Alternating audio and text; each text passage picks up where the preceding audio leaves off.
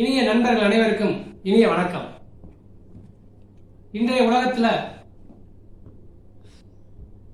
எதுவும் நிரந்தரமில்லை, இதுவும் கடந்து போகும். இது ஒரு அருமையான மந்திர சொல். இந்த மந்திர சொல்ல ஒவ்வொரு மனிதரும் வாழ்க்கையில் அப்ளை பண்ணோம் அப்படின்னா, வாழ்க்கையா இருந்தாலும் சரி, நிறுவனமா இருந்தாலும் சரி, நீ எந்த ஃபீல்ட்ல வேணாலும் இருக்கு, இந்த மந்திர சொல்ல மட்டும் உங்களுடைய வார்த்தையில உச்சரிச்சுட்டே இருங்க. நீங்க உங்களுடைய லெவல்ல இருந்து ஒரு ஸ்டெப்பு மேல போய்கிட்டே இருக்கலாம். எப்படின்னு பாக்குறீங்களா? ஒரு நாணயத்துக்கு இரண்டு பக்கம் எவ்வாறு முக்கியமோ,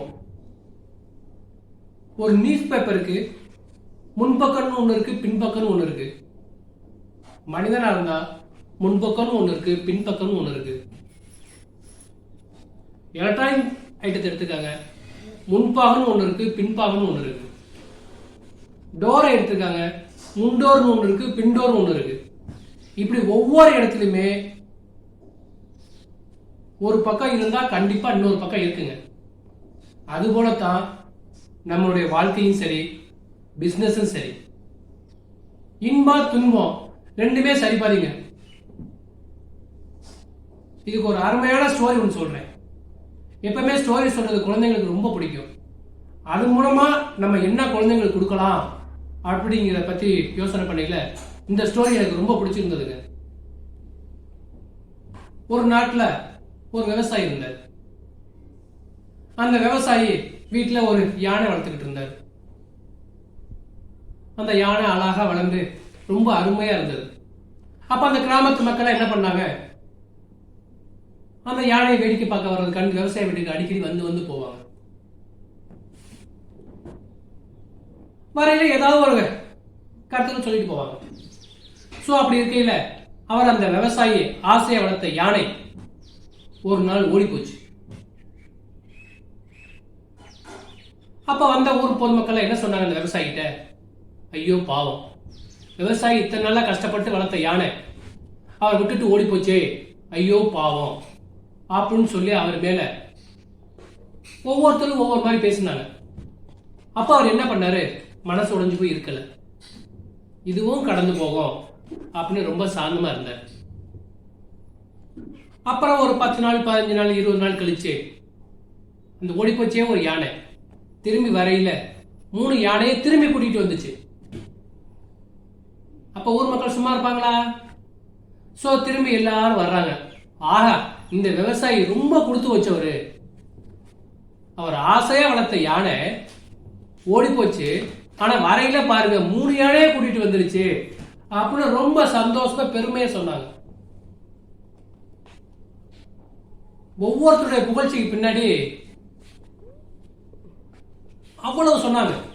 அவர் அதை நினைச்சு ரொம்ப பெருமைப்படல. அப்பவும் அமைதியா இருந்தார்.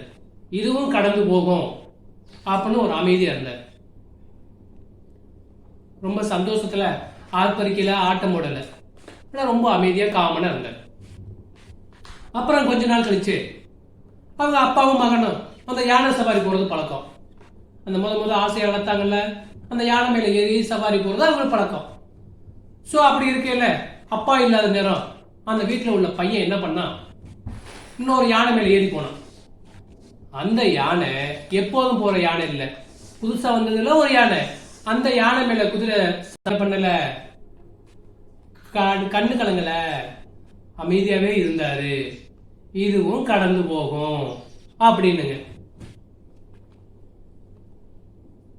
அந்த விவசாயி ஒரு வார்த்தைகள் சொன்ன, கஷ்டமான வார்த்தைகள் சொன்ன மேற்கொண்டு மனசு கஷ்டப்படும். ஆனா அப்பவும் அவர் அதை ஈஸியா எடுத்துக்கிட்டாருங்க. அப்புறம் கொஞ்ச நாள் கழிச்சு, இப்ப உதாரணத்துக்கு இப்ப ரஷ்யா உக்ரைன்ல ஒரு போர் நடந்துகிட்டு இருக்குல்ல, அது மாதிரி அவருடைய நாட்டிலயும் ஒரு போர் நடந்துச்சுங்க.